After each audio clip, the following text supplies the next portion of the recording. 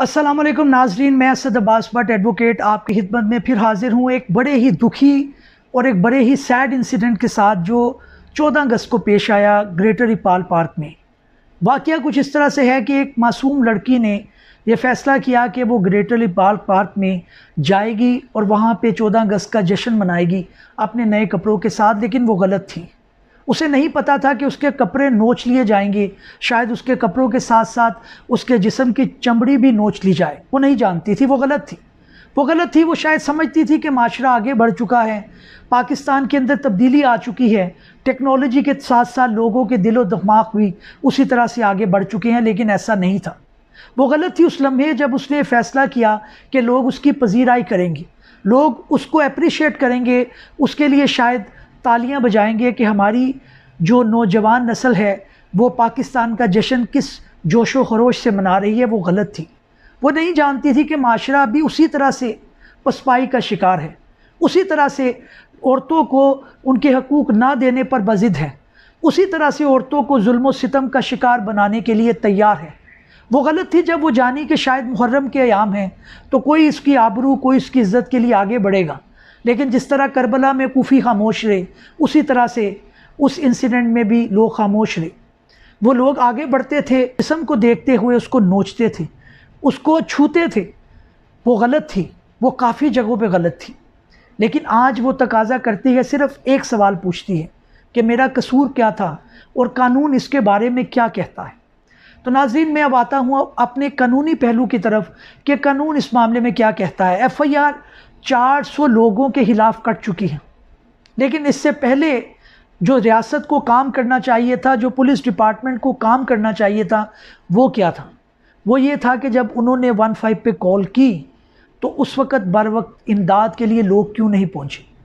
और इससे भी पहले मैं ग्रेटर इकबाल पार्क की मैनेजमेंट और उनकी जो सिक्योरिटी इंचार्ज हैं उनके ऊपर भी FIR कटवाना चाहूँगा, क्योंकि वो ज़िम्मेदार हैं उस जगह के जहाँ पे लोग एंटर होते हैं टिकट दे के, अपनी हार्ड अर्न मनी से टिकट खरीदते हैं इस एतमाद के साथ कि वो रियासत पाकिस्तान के एक पार्क में है जहाँ पर उनकी इज़्ज़त और आबरू महफूज है।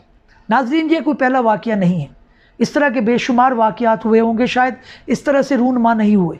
आप कभी अपनी फैमिली के साथ जाएँ तो आपको पता लगता है कि अपनी फैमिली को किस गंदी नज़रों से देखा जाता है।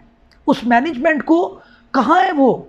400 लोगों से पहले उन लोगों पे FIR देनी चाहिए थी जो इस इंसिडेंट का बाइस बने। अगर सिक्योरिटी का एक इंचार्ज वहाँ पे होता, कोई एक गार्ड अगर हवाई फायर भी करता तो ये इंसिडेंट रूनुमा ना होता। आप देखें, सिर्फ मुल्क में नहीं बल्कि इंटरनेशनली हमारी जागरसाई हो रही। कौन है जिसने ये नहीं सोचा होगा कि वो पाकिस्तान में जाए, अपने बच्चों को लेकर, अपनी बच्चियों को किसी पार्क्स में, किसी इंटरटेनिंग प्लेस में खेलने की इजाज़त दे। मैं भी सोचता हूँ कि मैं किस तरह से जाऊँगा। एक खौफ तारी है, एक लर्जा है। अगर सोचते हैं कि अपनी फैमिली को वहाँ पे लेके जाना है तो अपनी बच्चियाँ सामने नज़र आती हैं।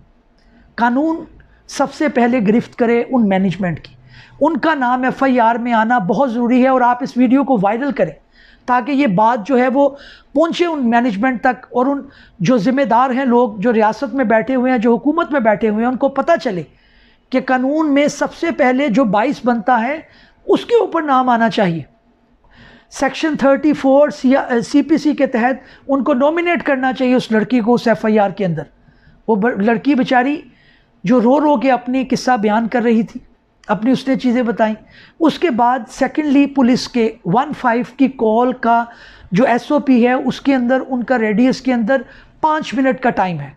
5 मिनट के अंदर अंदर पुलिस को उस मौके पे पहुंचना चाहिए था। लोग कहाँ नहीं पहुंच गए। आप आम शादियों पे देखें, आम तकरीबात में देखें, आपको ड्रोन जो है वो कैमरे नज़र आते हैं। तो क्या पुलिस के पास ड्रोन कैमरा नहीं था जो ग्रेटर पार्क के अंदर घुमा के वो जांच पड़ताल कर सकती कि वाक़या कहाँ पे पेश आ रहा है? SOP के अंदर है, पुलिस रूल के अंदर है, जहाँ पे उनको कोई पैसे मिलते हैं, कोई अप्रोच होती है, कोई मामलात की जो उनको उनके इन्वेस्टेड इंटरेस्ट में होते हैं, वहाँ पे वो सारी टेक्नोलॉजी निकाल लेते हैं। लेकिन एक मासूम और बेबस लड़की जो चीखो पुकार करती रही, किसी एक फ़र्द के सामने नहीं बल्कि हज़ारों के मजमे के सामने। तो करबला तो ख़त्म नहीं हुई, करबला तो आज भी हमें दिखाई देती। तो यजीद जो वक्त के यजीद हैं उनको सोचना चाहिए کہ کیا وہ حسینیت کے ساتھ ہیں یا یزیدیت کے ساتھ ہیں. ہم حسینیت کا پرچار تو بڑی زور و شور سے کرتے ہیں، لیکن یزید پر لعنت جب کریں تو حسینیت کی کردار کو بھی فالو کریں، اس کا جو اسپرٹ تھا میدان کربلا کا اس کو بھی فالو کریں. کربلا کسی جگہ بھی برپا ہو سکتی ہے، آپ کو دیکھنا ہے کہ آپ حسینیت کے ساتھ ہیں یا آپ یزیدیت کے ساتھ ہیں. جو لوگ یہ کام کر رہے تھے یقیناً وہ سزا کے مستحق ہیں، وہ جہنمی ہیں. لیکن میں یہ بھی کہوں گا کہ جو لوگ وہاں پہ خاموش یہ تماشا دیکھتے رہے اور آگے بڑھ کے اس معاملے کو ختم کرنے میں اپنا کردار ادا نہیں کیا، وہ بھی یزیدیت کے لشکر میں کھڑے. آج 9 محرم ہے، لیکن میں نے پھر بھی فیصلہ کیا کہ میں مجلس میں بعد میں جاؤں گا، پہلے یہ ویلوگ بناؤں گا تاکہ میں اپنا کردار ادا کروں، میں یہ بتا سکوں روز محشر کہ میں حسینیت کے ساتھ کھڑا تھا نہ کہ یزیدیت کے ساتھ. تو قانون اس کے معاملے میں بڑا کلیئر ہے. دیکھیں، سب سے پہلے ان لوگوں پر ایف آئی آر نومینیٹ ہونے چاہیے جو مینجمنٹ میں، جو گریٹر اقبال پارک کے اندر سیکیورٹی کے ذمہ دار ہیں. نمبر 2، 15 پہ کال چلی، اس کی انکوائری پراپر ہونی چاہیے کہ یہ کال چلنے کے بعد وقت پر کیوں نہیں پہنچا گیا. کوئی 1 2 3 4 منٹ کا واقعہ نہیں ہے ناظرین، یہ 6:30 سے لے کر 9 ساڑھے 9 بجے تک واقعہ ہوتا رہا. کوئی ایک بھی مرد کا بچہ نہیں تھا جو آگے بڑھ کر یہ کہتا کہ آپ اس معصوم لڑکی کے ساتھ کیا کر رہے ہیں. اس لڑکی نے بتایا ہے کہ ایک معصوم بچے نے اس کو پانی پلایا، لیکن وہ اس قدر جسارت نہیں رکھتی تھی، اس قدر اس کے اندر ہمت نہیں تھی کہ وہ پانی نگل سکتی. اس نے پانی نہیں پیا، لیکن وہ اپنے انٹرویو میں کہہ رہی تھی.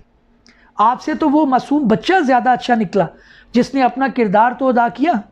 پولیس والوں اور مینجمنٹ والوں، گریٹر اقبال پارک والوں، آپ کیا روز محشر جواب دیں گے؟ بڑا ضروری ہے کہ ان پہ ایکشن لیا جائے.